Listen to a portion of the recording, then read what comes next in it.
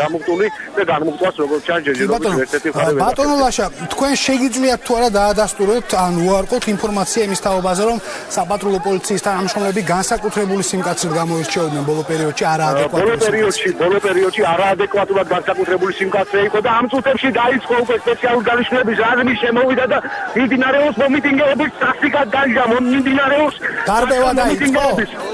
გარბევა დაიწყო სპეციალური გამოვიდა უკვე გარეთ და მომიტინგეებს მიმდინარეობს სასტიკად დაშლა რა იარაღს იყენებენ ისინი რას ხედავთ თქვენ ჯერჯერობით ფარები არიან კადრში ვთქვათ გისმენთ გითხარით ჩვენთვის უკვე უცნობია რაღაც შევიწყაისთვის, მაგრამ სიტუაცია უკონტროლოა, ახლა საპატრულოს ეზოს მიმართებით, ქართლის მონაწილეები ბოთლებს და ვაშორში შენენ, არის რამდენიმე ათეული დაზარალებული, რომელსაც ვერ ხედავ და უცნობია მიზეზი რა არის. დაზარალებულში რას გულისხმობთ, ანუ მათ ფიზიკური დაზიანებები აქვთ ესენი? კი ბატონო, რამდენიმე ფიზიკურად დაპირისპირებულ ადამიანს ხედავთ ამ წუთებში. სპეცრაზმი კვლავ სამმართველოს ტერიტორიაზეა? სამმართველოს ტერიტორიაზე ბრუნდება, ახლა დაბრუნდა სპეცრაზმი და შაშხანების სოლა დაიწყო სპეცრაზმმა.